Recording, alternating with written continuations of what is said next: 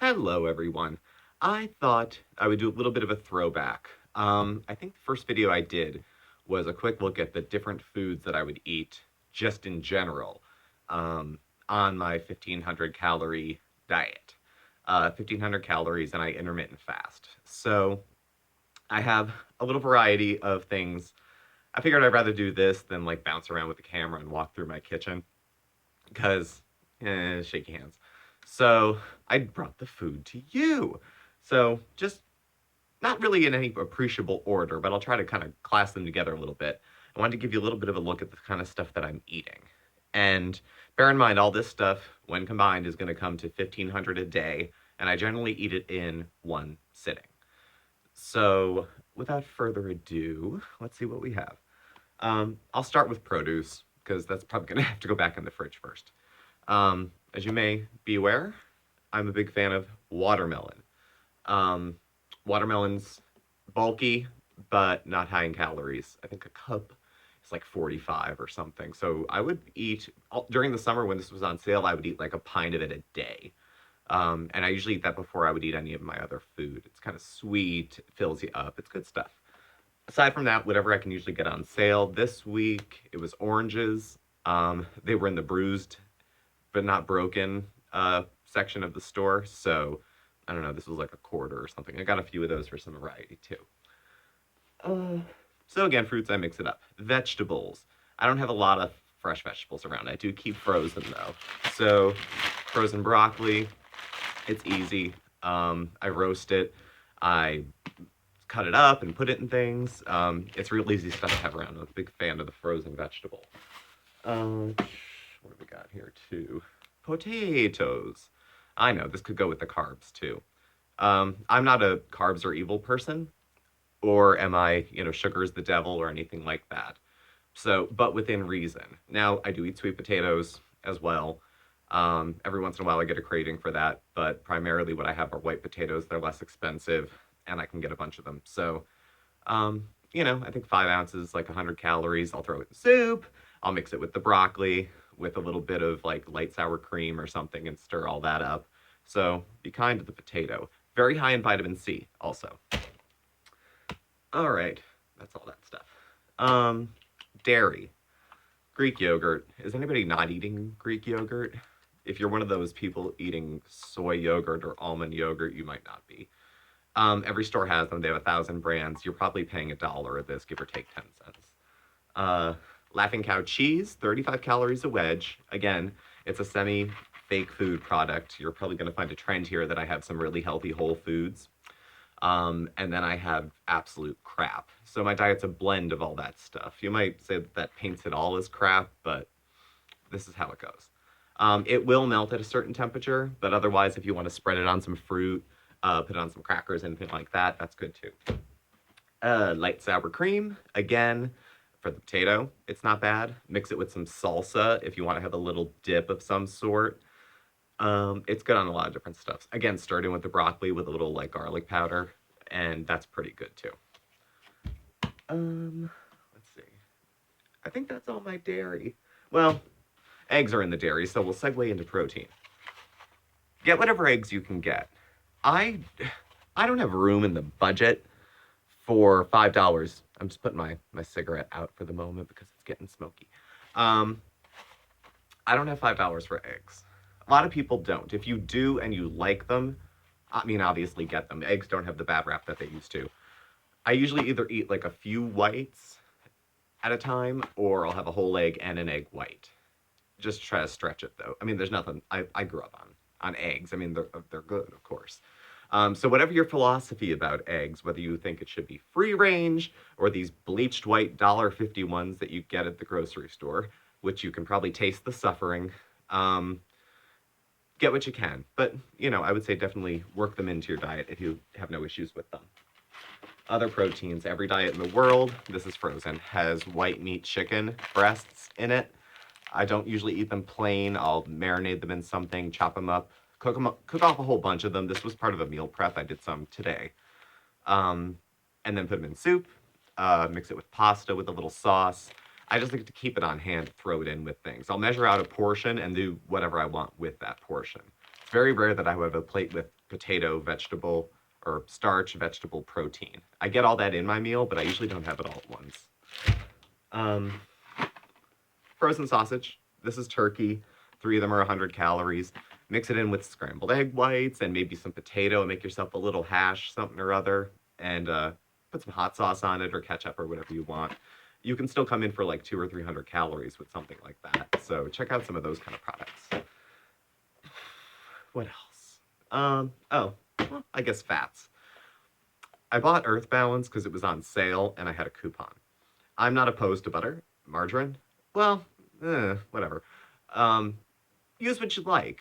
I mean, fat calorie wise, most fats, full fats like olive oil, butter, ghee, all that stuff, is like 100, 120 calories per tablespoon. Now, these other ones are a little less. So get whatever you think you like. Um, Again, if butter was cheaper than that day, I would have got butter. But I mean, I've had this in the fridge for like 3 months. I don't use it very often. So let's see. Condiments. No, I was going to do fats. Hold on. We'll keep that. I'm going to eat that tonight, actually. Oh, and olive oil. Another fat. Usually everyone's got it around the house. Someone gives you one or you don't have one. And if you don't have olive oil, any oil is fine, I would think. There's a lot of people that like Pam. I don't like foods where one of the ingredients is propellant. Kind of, no. So, that's peanut butter. Also, I like peanut butter. Tablespoon of peanut butter on like a sandwich thin and a piece of fruit or a yogurt, and that could be like a 300 calorie thing that I'd have beginning in the fast, and then later I would have the rest of the 1200. So I'm a big fan of peanut butter. Crunchy, whatever. Get whatever's cheapest. I try to get the best quality food I can for the least amount of money. I know a lot of people transition off. They'll start a diet one way and reduce portions and still eat junk food. And then if you watch the rest of their channel, they kind of graduate into kale smoothies by 6 months. I'm willing and open for that experience to happen to me. But so far, I mean, I'm still kind of living on, cigarettes and NutraSweet and caffeine. And I'm doing what I can to move the needle closer to healthy. So that said, sidebar, anyway, back to the food. Carbs. Again, I'm not carb phobic. I think the first thing you lose on Atkins is brain mass. But so I got bread this week. A lot of times I'll get those 100-calorie English muffins or the sandwich thins. Try to get whatever I can get the most servings for the least money spent. This is whole grain. I probably could have done better. I didn't get the 100% whole wheat, but I don't think they had any. And it's 110 calories a slice. So again, you put this with some peanut butter, and you have a yogurt or an orange or a piece of fruit, and you got something. Between the fat and the protein, peanut butter will hold you over for a while, too. Let's see. Going a different direction. These came in a D'Augusta box, refried beans. Now, beans are not for everybody for any number of reasons. They agree with me, and I kind of like beans, but I will use these also as a spread. I'll use them as a dip. I'll mix them with salsa and thin it out and use that for baked chips or for pretzels even. If you get those little woven pretzels that have like the patchwork, that'll hold a dip. It'll even hold some salsa, so they're not too bad either. But this is the kind of thing that we have like once in a while in the house. Okay, now there's some convenience foods over here. I just wanted to show you real quick. I like Asian food. I like Mexican food. I like all sorts of different kinds of foods, from the super authentic to Taco Bell. So, and everything in between. I like spring rolls. These are from Lean Cuisine. They come in a little pocket, kind of like a Hot Pocket. You put a few in and you zap it, and it's about 200 calories for them. They're nice. I usually cut them up into smaller pieces and then dip them into any one of my condiments. I don't have the honey out, but honey is, I kind of fiend for it, and that I put that on a lot of stuff too. So these are another they're a convenience food. Also, sometimes it gets tight. Money gets tight during the month. And not only can you not always afford $5 for eggs, sometimes, you're not able to get that jar of sauce and the pasta.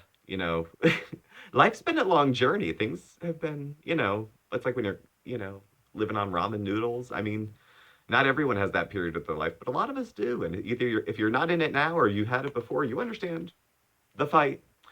Um, so what I'll have on hand are these. They're like $1, maybe 50 cents.